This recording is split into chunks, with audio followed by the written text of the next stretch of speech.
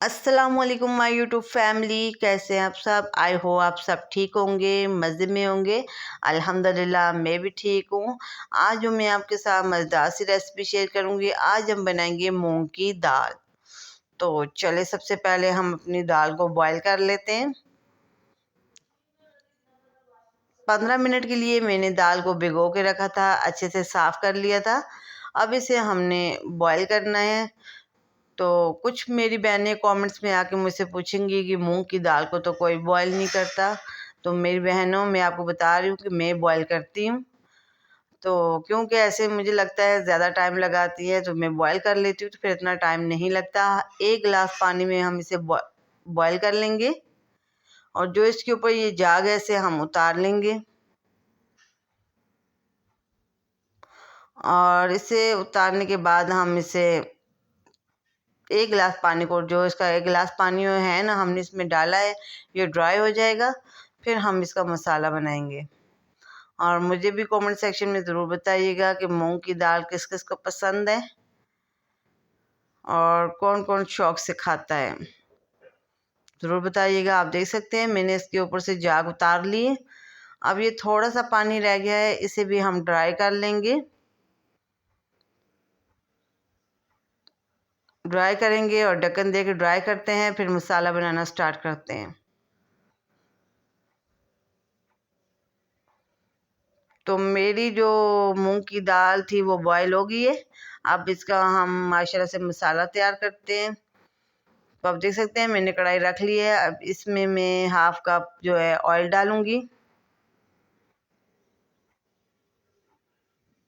और साथ ही एक अदद चॉप किया हुआ प्याज ऐड करेंगे और साथ ही 1 टेबल स्पून लहसुन का पेस्ट ऐड करूंगी। अब अच्छी तरह से हमने इसे गोल्डन करना है।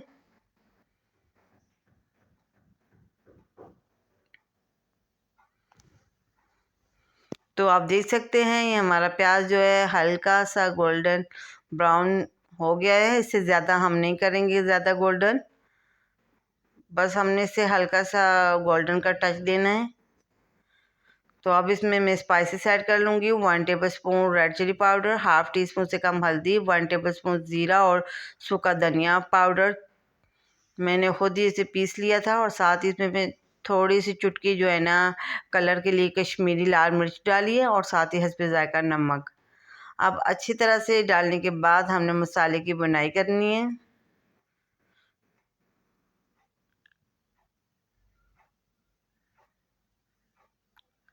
और साथ ही मैं इसमें 2 अदद छोटे साइज़ के टमाटर ऐड कर लूँगी।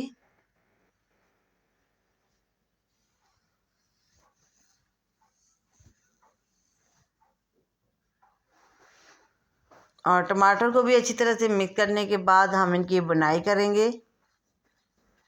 पानी हम बिल्कुल भी ऐड नहीं करेंगे। बिल्कुल हमने लो फ्लेम पे रखना है चूल्हे को, ताकि ये जले ना। और ढक्कन देंगे, स्टीम से ही हमारे टमाटर जो है अच्छी तरह से गल जाएंगे, नरम हो जाएंगे। इसलिए फिर हमें ज़्यादा मेहनत करनी नहीं पड़ेगी।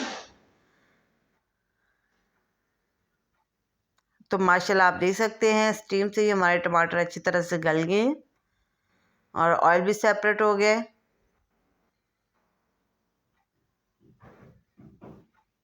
अब हमें टमाटर गलाने में ज़्यादा मेहनत नहीं करनी पड़ेगी, क्योंकि हमने टमाटर को अच्छी तरह से लो फ्लेम पे रखा है, वो खुद ही गल गए हैं। और साथ ही में इसमें ऐड कर रही हूँ ग्रीन चिली और गोल वाली रेड चिली। इससे तो एक हमारे खाने में टेस्ट भी आता है और दूसरा लुक भी अच्छी लगती है। तो अब हमारा जो मसाला है बिल्कुल तैयार है। अच्छे से बुनाई कर ली है मसाले की।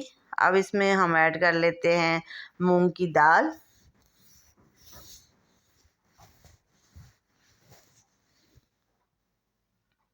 मूंग की दाल को ऐड करने के बाद हमने अच्छी तरह से इसे अपने मसाले में मिक्स करना है।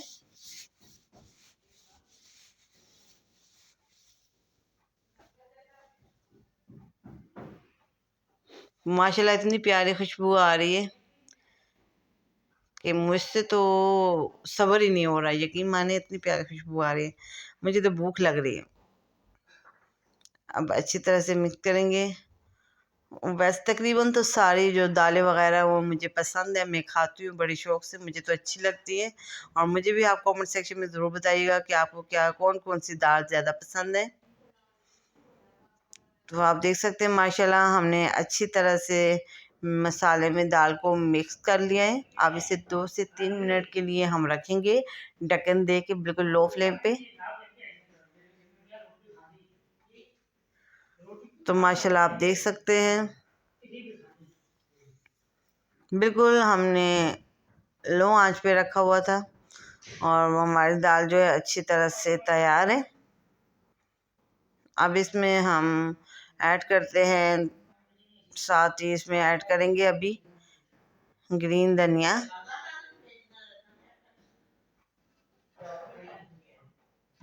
और ग्रीन धनिया ऐड करने के बाद हमने अच्छी तरह से मिक्स करना है।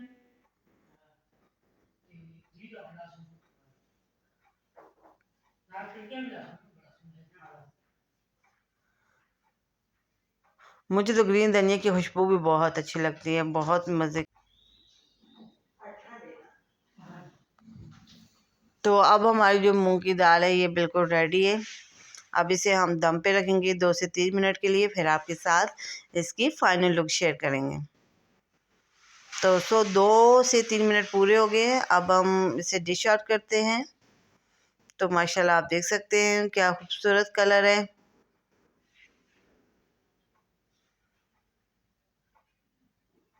और जितनी ये देखने में अच्छा लग रहा है, यकीन माने खाने में भी उतना ही टेस्टफुल है। बहुत मज़े की मूंग की दाल बनी है। और मुझे भी आप लोग कमेंट सेक्शन में बताइएगा कि मेरी आज की रेसिपी आपको कैसी लगी। तो माशाल्लाह आप देख सकते हैं। अगर आपने मेरे चैनल को सब्सक्राइब नहीं किया हुआ तो काइंडली किस बात का इंतज़ार है।